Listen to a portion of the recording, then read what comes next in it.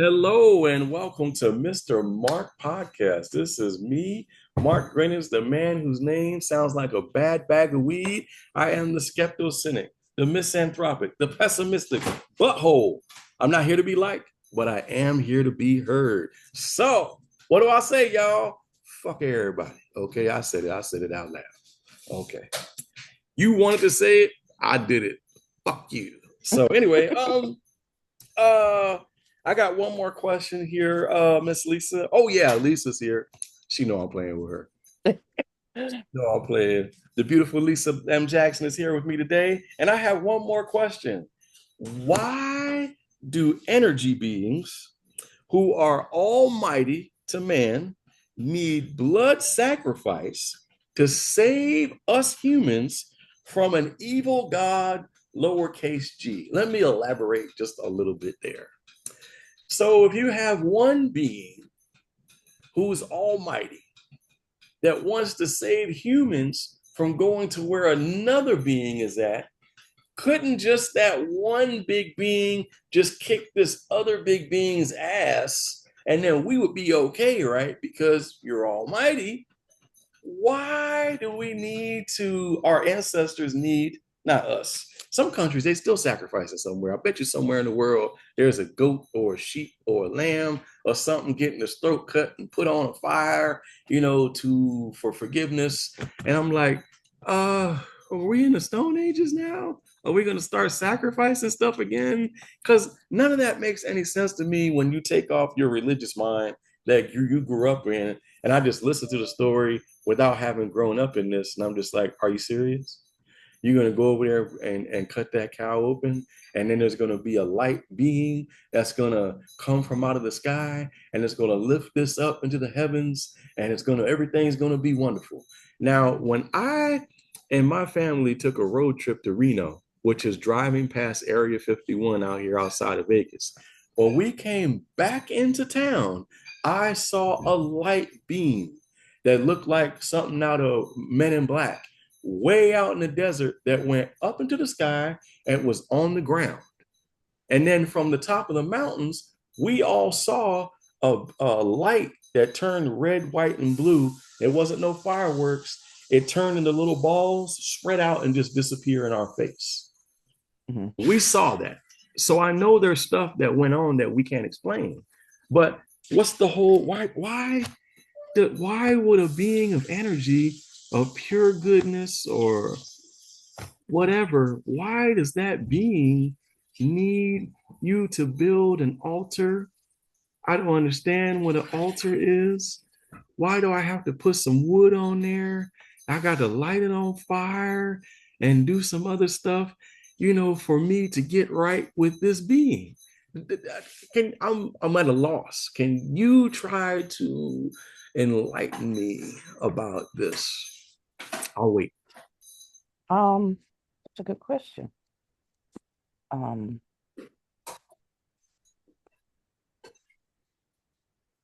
sorry.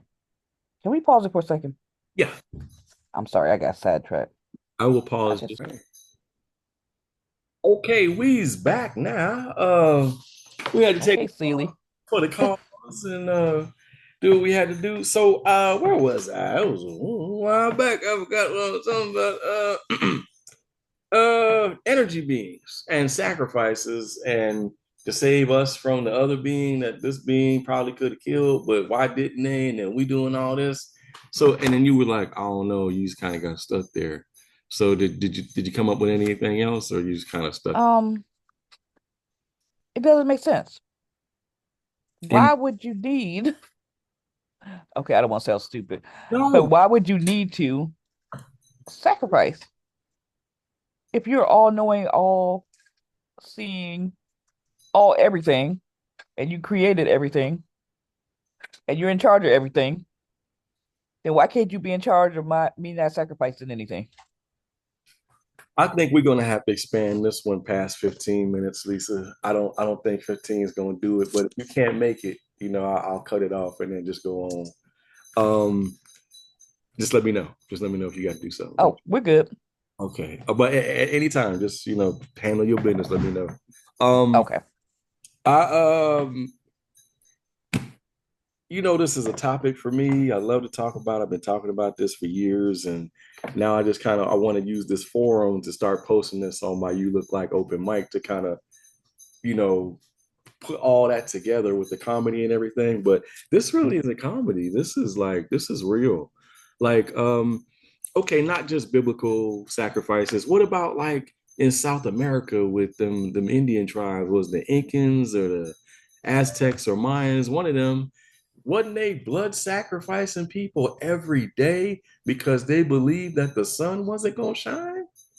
If they didn't rip somebody's heart out of their chest? Like how deep of a belief is that? How deep, how ingrained was that? How many years did that go on to where it's like the sun's not gonna shine if I don't rip your heart out of your chest on top of this altar? And the sun shined, you know? Yeah. I just think it's a lot going on that we don't understand and kind of like you know the Pandora's box in the Bible. Don't touch this tree, because in the day that you do it, you're gonna die.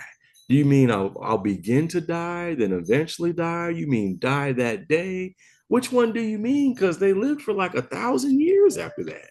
They didn't just immediately die. Right.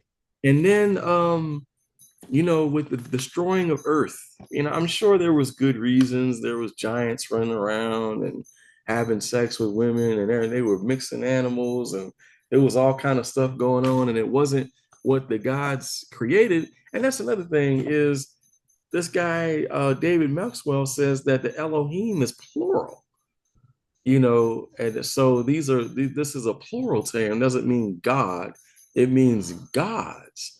And when if you were to Google right now the Canaanite structure of gods, Yahweh, the biblical God, is like maybe five, six, or seven gods down, in there. And the Bible does mention other beings that were worshiped as gods. And so, are we being manipulated into monotheistic religion that one God is above all these other gods? And if there was other gods, why are they warring with each other? And if any of these gods is almighty, then why do you need to destroy all the humans and start over again? Because the way David Maxwell explained the Bible, he was like, if you translate this actually to literal Hebrew terms, it doesn't say that God created, it says recreated. Uh, well, as far as destroying all the humans, and starting over, have you met us? Have you seen us? I think if I was an all-seeing, all-knowing God, I might destroy all of us and start over too. But because evidently something got caught in the mix of the formula. That prescription went terribly wrong. I just think that I think our perception in Abrahamic faith is very narrow. I don't think that we could possibly understand any of the gods, and from any place on the planet until this being was to sit down in front of us. If you could even face this being that has that much energy coming off of it, we probably couldn't even sit in the same area with this kind of being is so pure and so much energy, good or bad, that we couldn't even live being around that kind of being. I think it's just too much for our human bodies are too frail to cope with that much energy. It's brighter than the sun. Like I don't Right. think we could even and then to perceive their thoughts and what they want. Because I believe there are other beings that are beyond us, beyond our comprehension. But what do they Oh, want? definitely. I don't think that our religions, in any case that I've seen, are answering what mankind really needs to do. I think religion is just a narrowing of the walkway to the slaughter. I think it's just it's a huge manipulation. That's basically what I can just keep on coming up with. Do I believe? Yeah, but I think that our belief has to be, we have to outgrow our religion. I think that's the whole test is, do you believe this or do you outgrow this and say, yeah, there's definitely entities bigger or better well equipped than the gods that came here and basically made us slaves to big gold and caretake the garden or whatever it was we were supposed to do, and then destroy us at the whim, that they feel like, and it says that in these scriptures. If God wants to do something, he's going to do it, and there's nothing you can do. But I'm like, okay, is there something beyond these earthly gods that our ancestors saw that's even greater than them that we're supposed to aspire to? Because right now we're just stuck with them. And if you don't do what they say, you're screwed. And that's where the sacrifices come in. Like, I don't understand why it's necessary. I don't grasp it. If you were to take it outside of a religious point of view, I don't understand A why murder. why you need it. I'm gonna pause this for a second. Okay, so we're back again. Where was I? Where I don't even remember where the heck I was, L. I think I was saying, or you were saying that in the world today, you don't see any need for the sacrifices or the purpose of the sacrifices. That's where we were. Um, and we talked about this on the main show on Plausible the other day. Well, at least I did. I brought it up. Like, but do you think? I mean, even our ancestors were like they were required to do that, or so it's said that they were required to do that. And do you think that maybe we're just being disobedient and we're supposed to be doing that to this day? What if the opposite is true? What if Now, was that Old Testament or New Testament? Old Testament? Now, my other question comes in. When did the Old Testament go out of play and the New Testament came into play? Are When you supposed to be abiding by both or hmm, well, if you go by the biblical saying, if Mhm. when Jesus came, him being the ultimate sacrifice for forgiveness of sins, so that people wouldn't have to do animal sacrifices anymore. Uh, Gotcha. and the Jewish people don't believe in Jesus, so that means, are you guys still sacrificing animals on the low to this day? Ooh, I hadn't thought about that. Yeah, like I'm trying to explore this. Like, I'm gonna have to do some reading and we're gonna have to come back to this because I'm gonna have to do some research. okay, my next question is, if we didn't read these old texts, which is basically the internet from however long ago, and they tell you don't believe everything you see on the internet.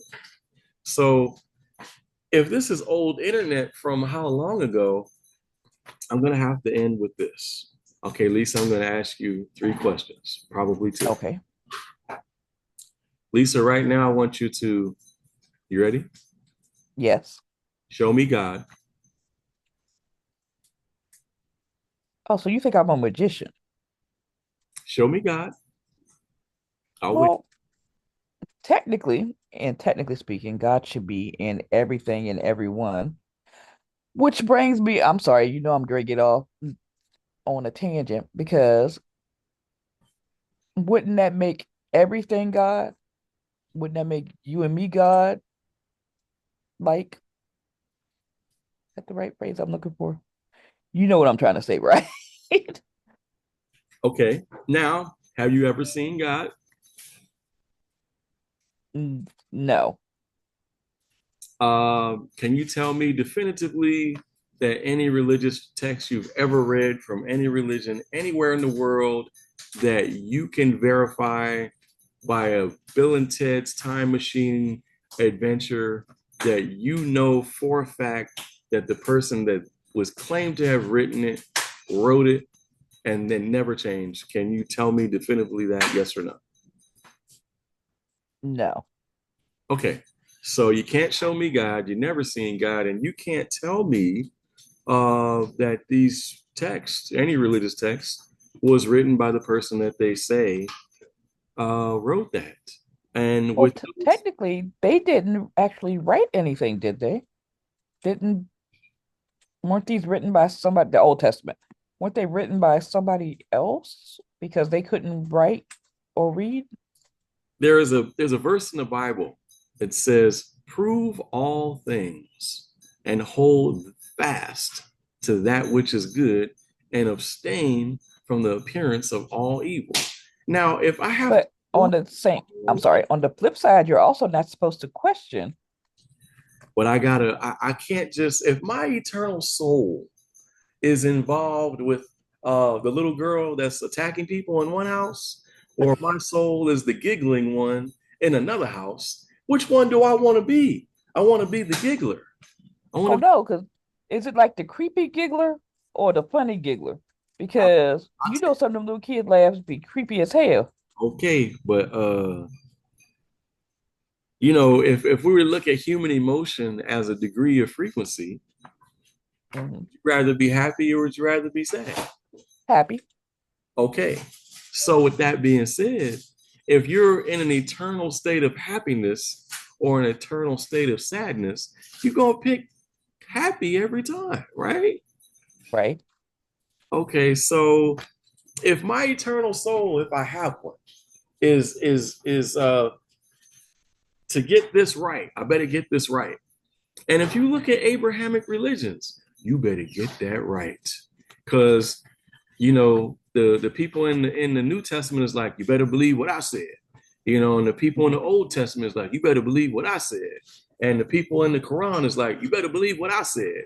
And then all of them are threats of hell, or your perception of that is a eternal damnation. From the question I asked, why do we need this blood sacrifice to save us humans from an evil lowercase God, lowercase?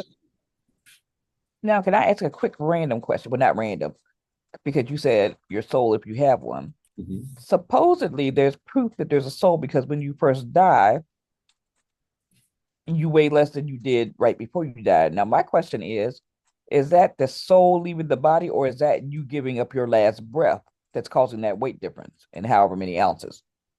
Well, I think that the spirit is the soul. Mhm. So But it would be tied to your last breath. you have to look at, Lisa, the translations. These were Mhm. languages that we don't even speak anymore right now. Aramaic, old. You know that if you were to look at English language from pre 1200, it sounds Germanic. If I was to go Yeah, time and talk to someone that wrote Beowulf, and I'm not talking the same English they were talking. It's like right. Germanic English or something, right? Yeah, because well, I was in the gifted and talented classes, so we actually in fourth grade we were like studying all that kind of stuff. So it was like they wanted to know why I was just like basically like I am now in fourth grade, but so you can imagine a mini me version of me that's just frustrated with everything you say because it makes no sense and you want me to learn about this language that has nothing to do with what I'm doing now. And like we had to learn calligraphy and Mm-hmm. how to write in Asian languages. And I'm just like, of course, in fourth grade, you couldn't comprehend how different it is from what we're speaking today. Mm-hmm. All I knew is that it didn't make sense to me. Mm-hmm. I hear you. I hear you.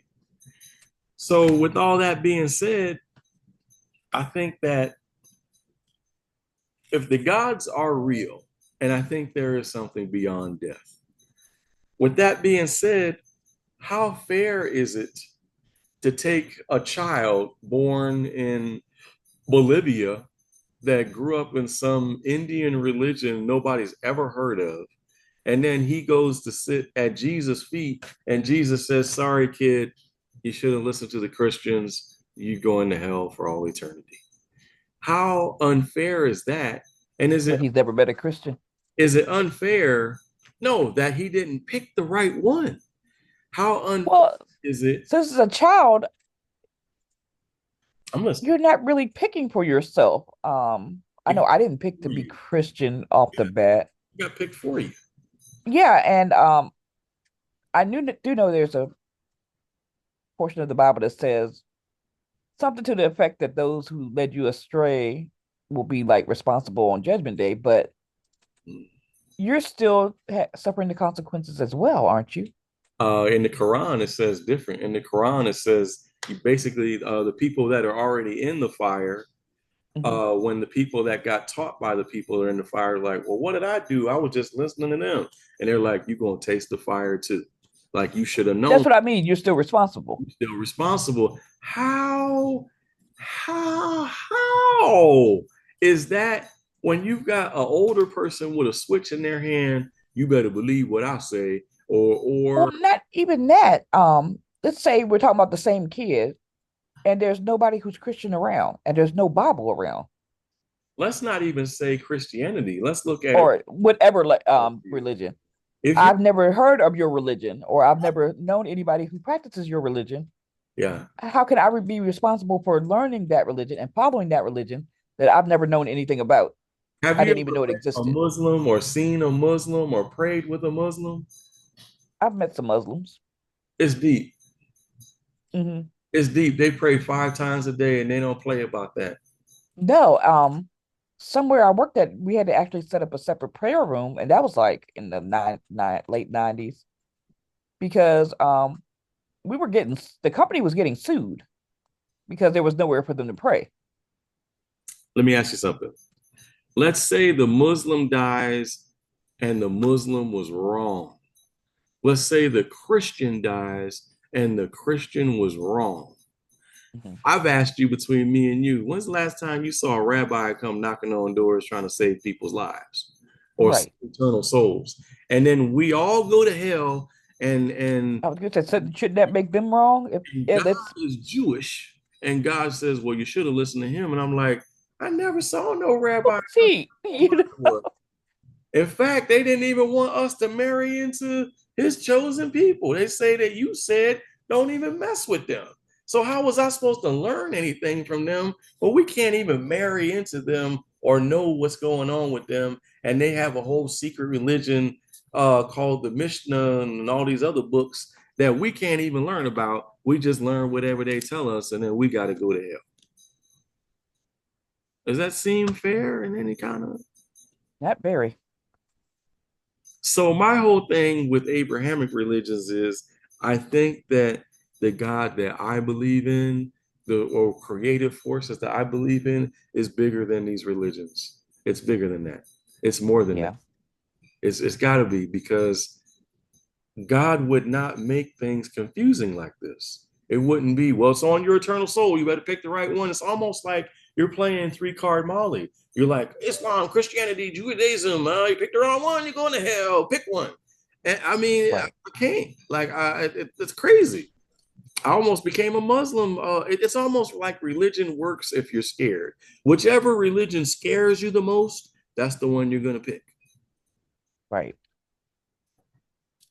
I don't know. I just think it's the older I get, the more I really think about this. It's hard being around other people that are very religious because the religion comes on, I can just feel the fear coming off of them. I just, Right. talking to people is just the fear. Are you your soul? Do you believe in Jesus? Are you saved? Well, don't you want the blessed assurance? Well, just believe in him anyway, just in case. Why would you want somebody to just say, yes, yes, I believe, and they really don't believe? They just did it because they were scared. Right. And then has God ever sat down and talked to anybody today, this day, today, August, whatever this is, and said, you know what, everything they said was right. You better believe in me or else. When does that happen? Well, we've got people preaching this, but when has God touched down modern day with a camera with somebody recording on God said, this is God, he came out of the sky and he said, do this. When has that happened in our lifetime? Right. I don't know.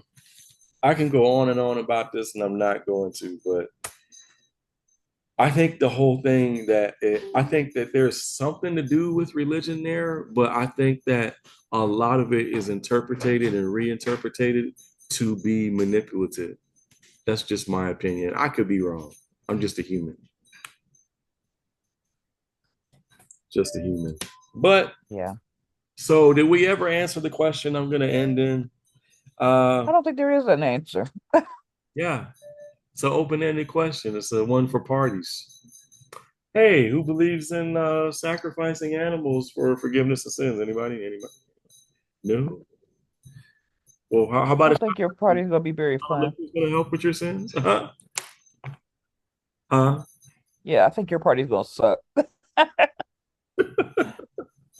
Yeah. So when I hear religious people talk now, it's like, and I was so religious most of my life, and I still am, and I probably always will be. But I'm definitely a skeptic now because I think that to be in what a Christian will tell you is Satan's world, and that Satan rules this world, and that Satan is believed to be God.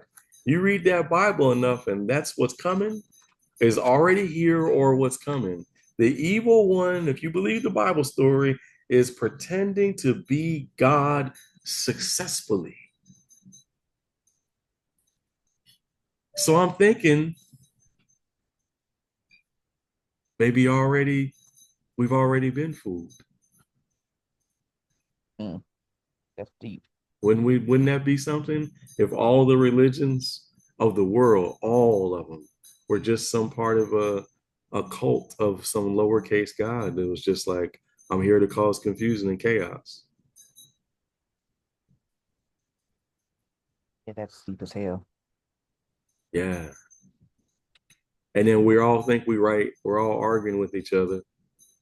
And then God never shows up. God's just there. You gotta make your way to God. You gotta figure it out. Mm. Yeah. But I'm in that right there because I can go on and on with this people. This has been Mark Greenwich, the man whose name sounds like a bad bag of weed. And this has been Mr. Mark Podcast. I would like to thank my co-host Lisa M. Jackson, and her baby is waiting for her headset so he could play a game, probably. But I appreciate Exactly. your patience and thank y'all so much. And join us again, or just me, whoever's here. And y'all have a blessed day. And remember, don't believe anything anybody tells you, not even me, if it does not agree with your own common sense. Think for yourself. Thank you. Goodbye.